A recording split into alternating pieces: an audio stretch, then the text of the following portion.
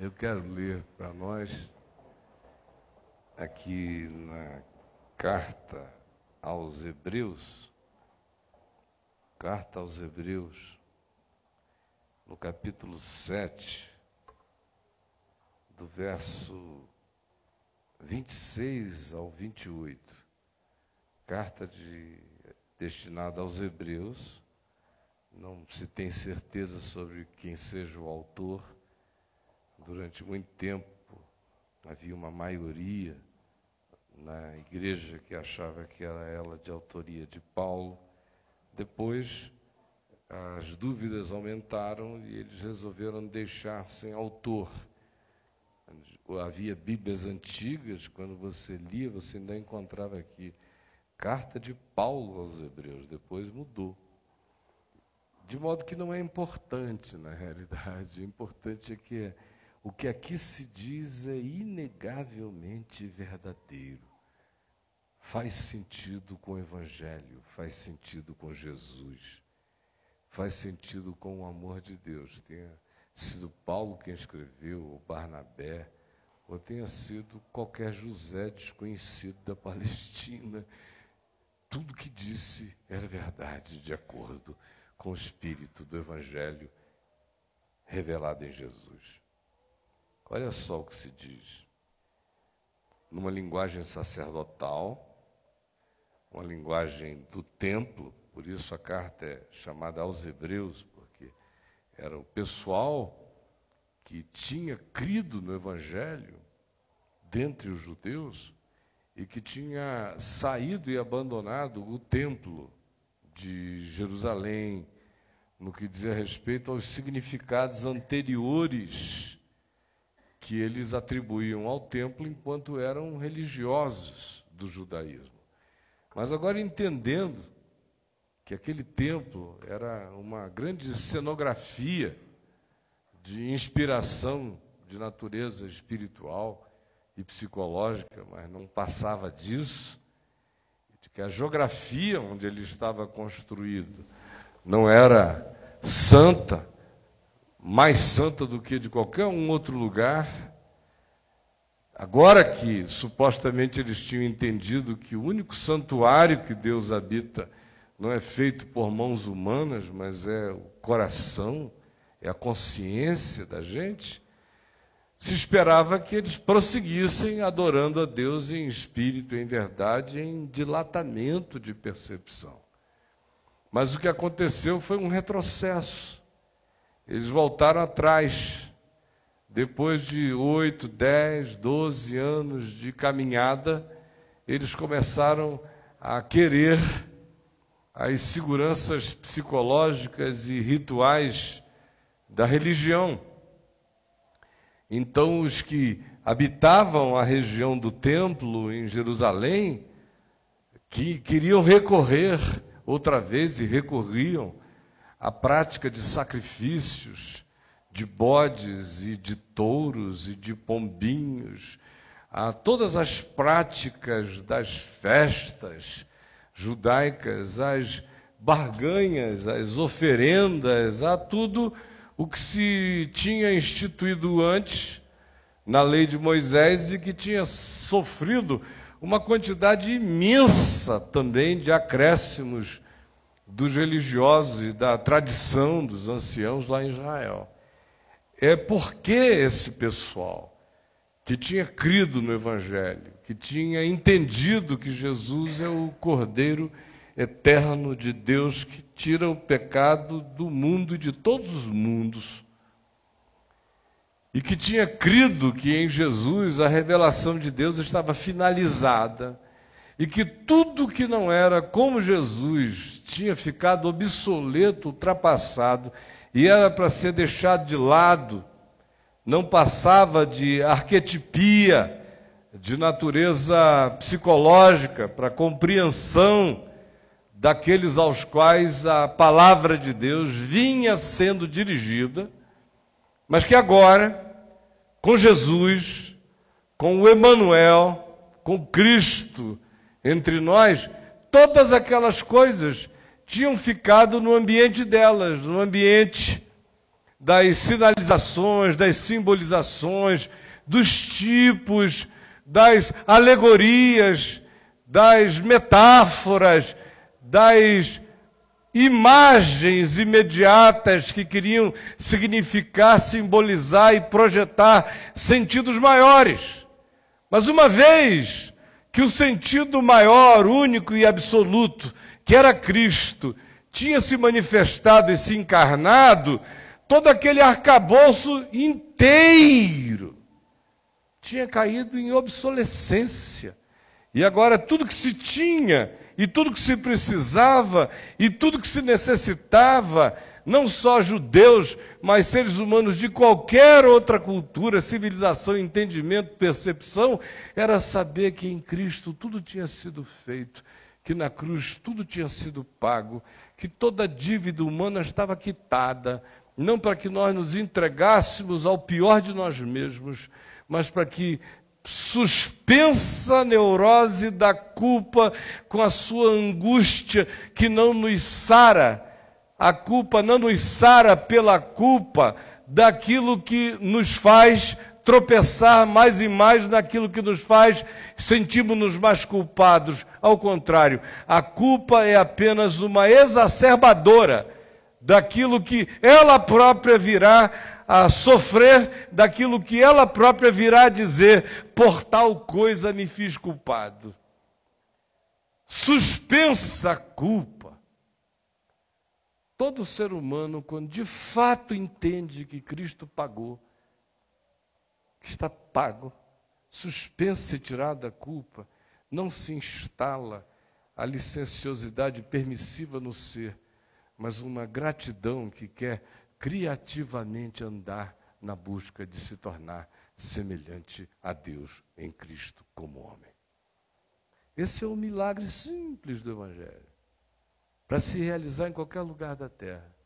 Só que aqui, esse pessoal, a quem essa epístola é dirigida, chamados eles de os hebreus, ironicamente, estavam voltando atrás. A palavra hebreu significa aquele que anda, caminha. É um andarilho, apuru, é o que cruza fronteiras. É o cara que está sempre saindo do conformismo e entrando numa terra prometida, numa Canaã existencial. Não tem medo de tomar posse do que lhe está reservado. Esse é um hebreu.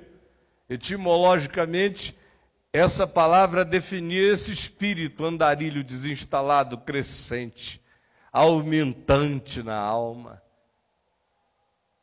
Por isso eu disse que é um sarcasmo botar o nome dessa epístola de aos hebreus, porque os caras são os retrocedentes, são os que estão voltando atrás, estão fazendo moonwalking em relação ao Evangelho, estão lá matando agora touros, cabritos, voltando ao primitivismo da percepção.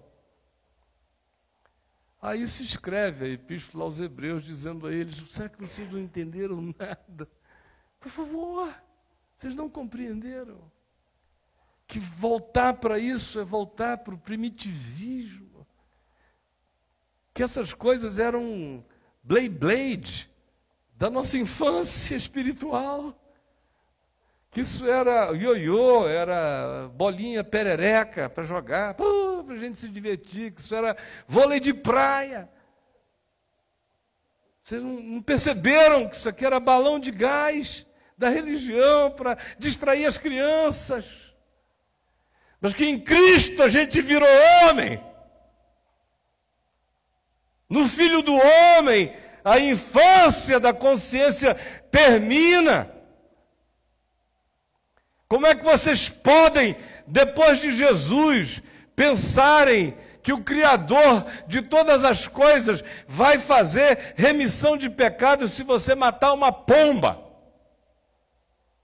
Se você matar uma ovelha, um gado, um boi? Já na antiguidade, antes de Jesus, ele estava dizendo o tempo todo: o que eu quero não são sacrifícios, mas é que vocês pratiquem a misericórdia. E agora, depois de tudo explicitado por Jesus, e sendo o próprio Jesus aquele que faz a finalização absoluta dessa era de representações, e Ele próprio é a encarnação e a plenitude de tudo, e paga de uma vez para sempre, por qualquer que seja a culpa, o débito, a angústia, a neurose, a aflição de ser dos humanos, para que todos nós tenhamos igualmente a chance de vivermos como homem, com a cabeça para a luz, sem medo de Deus, sem as angústias das crianças que fogem de trovões e de relâmpagos, e apavoradas de uma insegurança de tudo e de todas as coisas. Pois bem, por isso se escreveu essa epístola, para chamar esse pessoal para o Evangelho. Saiam daí de trás, voltem a ser gente consciente. E aí eu passo a ler os versos que eu pedi para vocês verem, e acho que agora eles vão ficar mais claros na mente da gente. Eu posso até ler e terminar, porque a compreensão vai ficar simples, se não vejam. Com efeito, Hebreus 7, 26, com efeito, nos convinha ter um sumo sacerdote, assim como este, Jesus, é dele que se está falando. Ou seja, santo, inculpável, sem mácula, separado dos pecadores, no sentido de que foi tentado em todas as coisas a nossa semelhança, mas sem pecado, e feito mais alto do que os céus, do que principados, potestades, poderes, dimensões, camadas e camadas dimensionais. Ele está acima de todas as camadas dimensionais. Porque, subsistindo em forma de Deus, não julgou como usurpação ser igual a Deus, antes a si mesmo se humilhou e se identificou com a pessoa humana, tornando-se obediente até a morte, e morte de cruz, pelo que lhe foi dado o nome que está acima de todo nome. Foi exaltado acima de todo principado, potestade e poder, para que ao nome de Jesus todo joelho se dobre e toda língua confesse que Jesus Cristo é o Senhor, para a glória de Deus o Pai. Foi feito mais alto do que os céus. Sim, nos convinha um sumo sacerdote como este, que não tem necessidades, carências, de nada, nem de mim, nem de você, nem de culto, nem de canção, nem de sacrifício, nem de oferenda. É um Salvador resolvido, satisfeito, sem dizer, o que você está trazendo para mim? É Cristo, não é Macedo.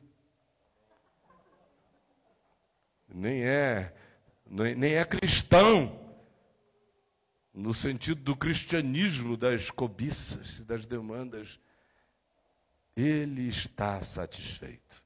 Não foi o que se disse em Isaías, capítulo 53, falando desse que daria a sua vida como oferta pelo pecado? Ao final se diz, ele verá o fruto do penoso trabalho da sua alma e ficará satisfeito, contente com o que completou. Está pago, consumado, está feito, não tenho carência, fiz. Nos convinha alguém como ele, que não tem necessidade. Como todo Salvador, um Salvador necessitado, a gente não sabe se ele está fazendo por nós ou para ter um retorno para a carência dele depois. Mas esse aqui não tem necessidade. Não precisa fazer isso e faz. Por isso é tão absoluto o desejo dele, o amor dele. Sim, não tem necessidade de nenhuma natureza, especialmente essa, aqui expressa, conforme a dos sumos sacerdotes de Israel, do templo antigo, ou de qualquer sacerdote, dos profissionais da representação de Deus aos homens, que são todos os grandes carentes e necessitados de tudo. Ele não tem necessidade, todavia.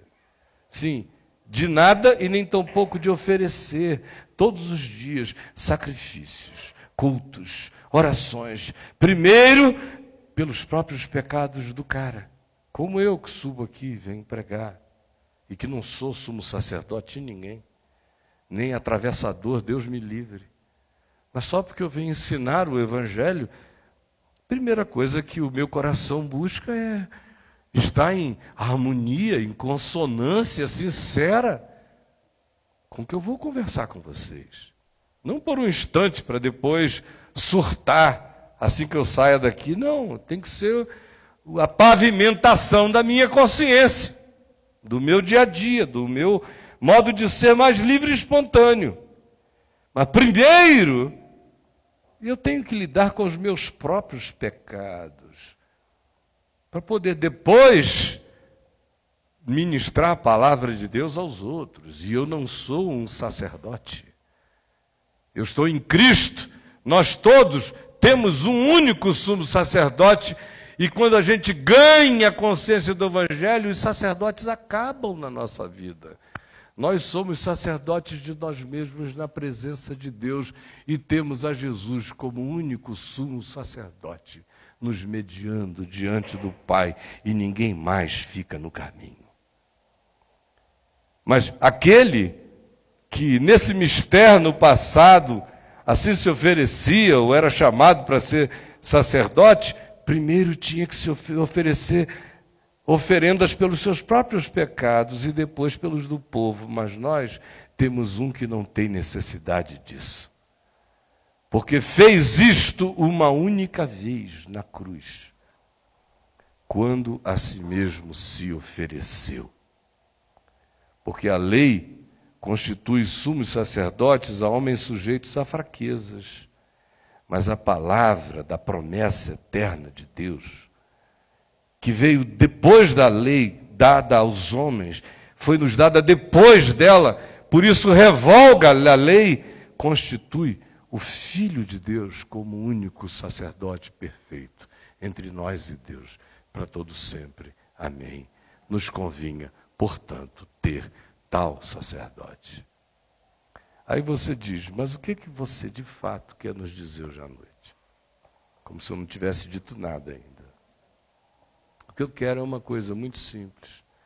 Na realidade, gente, toda essa linguagem que a gente lê aqui de templo, sacerdote, oferenda, sacrifícios, isso e aquilo, deixam a mente de pessoas como nós, obrigado, profundamente limitada, porque essa é uma linguagem que não representa necessariamente qualquer coisa concreta, real no mundo espiritual.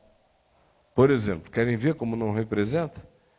Na sociedade ressurreta, glorificada, descrita no Apocalipse, chamada de Nova Jerusalém, uma coisa que não se achou lá foi nenhum santuário. Portanto, toda essa linguagem aqui de templo, sacerdote, o Apocalipse mata essa linguagem.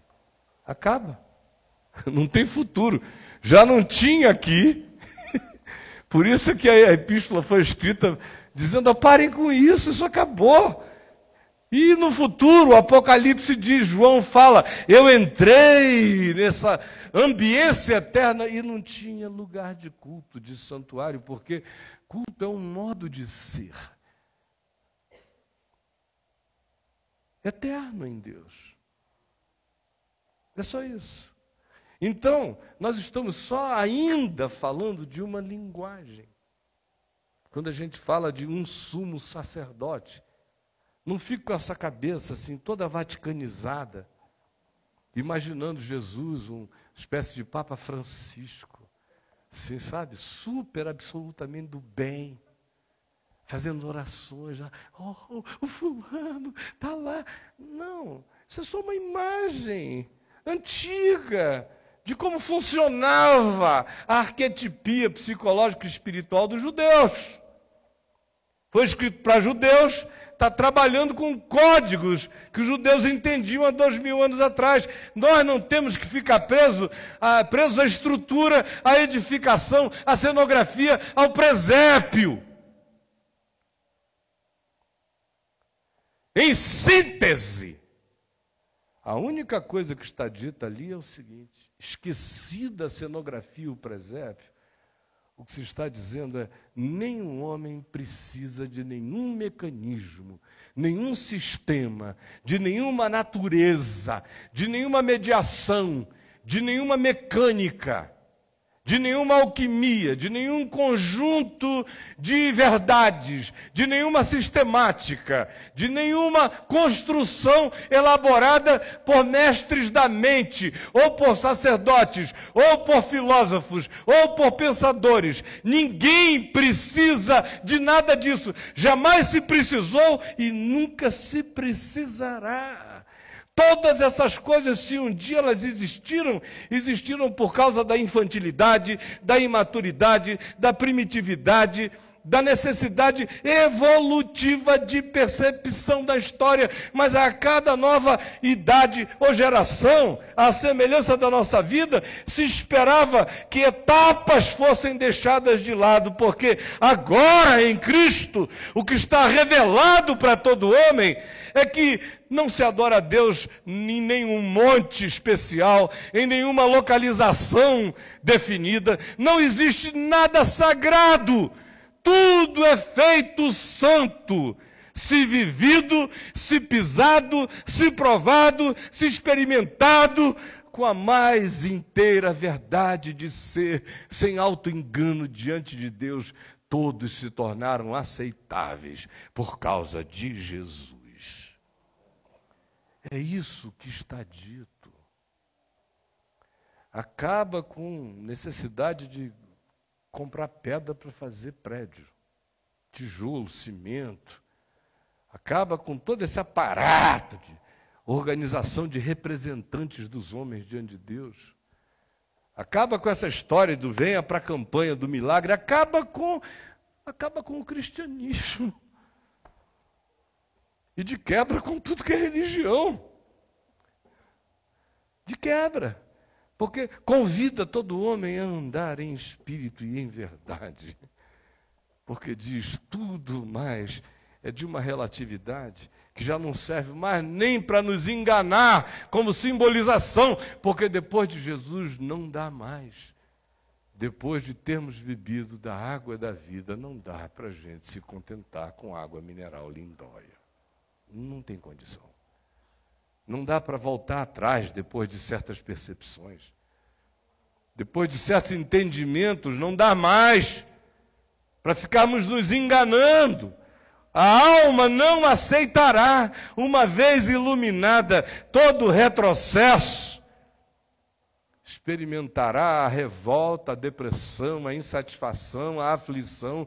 E se você, na sua insegurança, se força a isso, é apenas para se perder, para se desinteressar, para se tornar depois, quem sabe, definitivamente cínico. Eu estou dizendo isso a você porque a gente vive numa época de Fred Flintstones convivendo e trabalhando junto aos Jetsons. Idade da Pedra e futuro estão presentes toda hora na mesma sala. Eu vejo pessoas que têm uma cabeça, parece que saíram da Idade da Pedra. Se for evangélica, é mais normal ainda ser uma pessoa da Idade da Pedra, que você não consegue acreditar que aquele ente existe com aquelas convicções, brigando por aquelas coisas, querendo matar por aquilo ali. Você diz, meu Deus, essa pessoa existe, olha só como é que ela está. É chocante, é triste, é pavoroso. Ao mesmo tempo, você tem outros que, se pudessem, fariam o seu ninho no planeta novo, que foi descoberto essa semana, já mudariam para lá daqui a mais um tempinho. 500 anos de viagem. Então, enfim, se pudessem, iriam. Quase que, se conseguissem se robotizarem inteiros, se androidizarem, estão orando, pedindo ao Eterno que a Google crie logo a sua lente Google, para ficarem conectados igual os idiotas.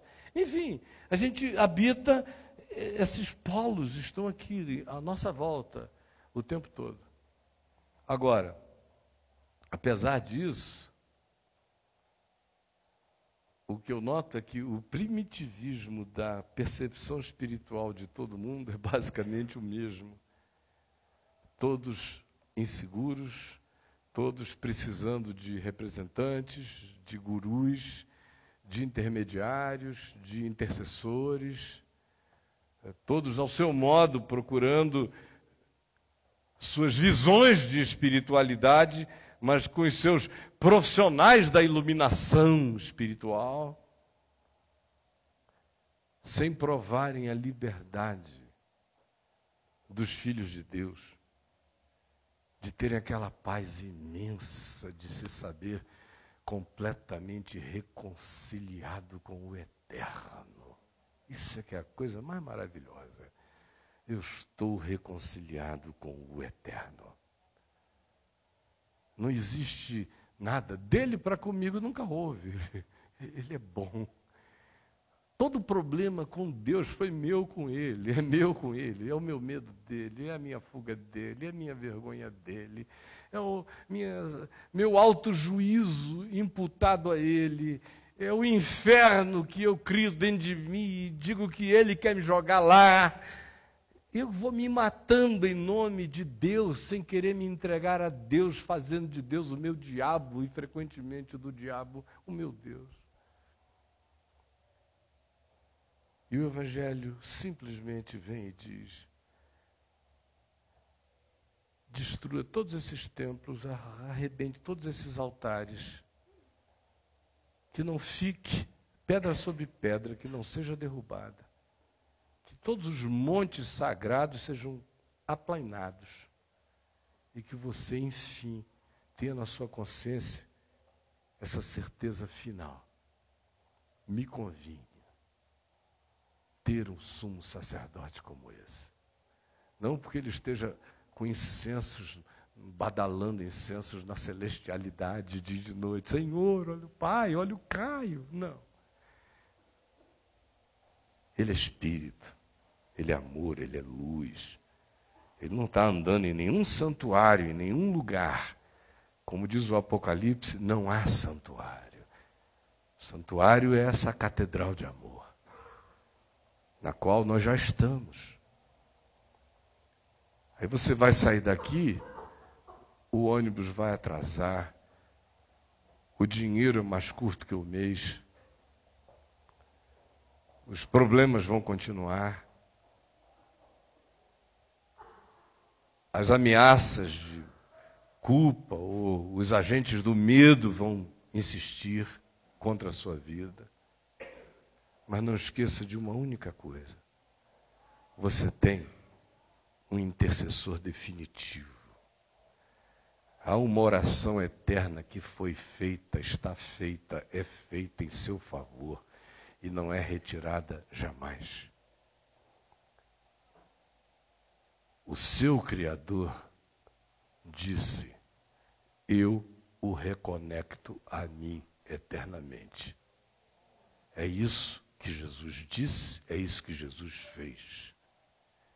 E quem quer que tenha essa fé, não se agarra mais a homens, nem a estruturas, nem a superstições, nem a medos, nem a dependências, nem a profissionais do clamor ou da mediação. Quem quer que tenha ganho essa consciência virou herdeiro de Deus, co-herdeiro de Cristo Jesus. Se assenta em paz no seu próprio lugar e se sabe seguro eternamente em Jesus. Essa é a verdadeira Páscoa. É atravessar a gente daquele estado de escravidão amedrontada para uma consciência eterna de liberdade crescente, porque Ele nos libertou do império das trevas e nos transportou para o reino do Filho do seu amor, no qual temos a redenção, a remissão dos pecados. Ele é a imagem do Deus invisível. Ele é o primogênito de toda a criação, pois nele foram criadas todas as coisas nos céus e sobre a terra, as visíveis e as invisíveis, sejam tronos, sejam soberanias, quer principados, quer potestades. Tudo foi criado por meio dele e para ele. Ele é antes de todas as coisas. Nele tudo subsiste, hoje e eternamente. Amém. Jesus, planta no nosso coração a paz dessa fé.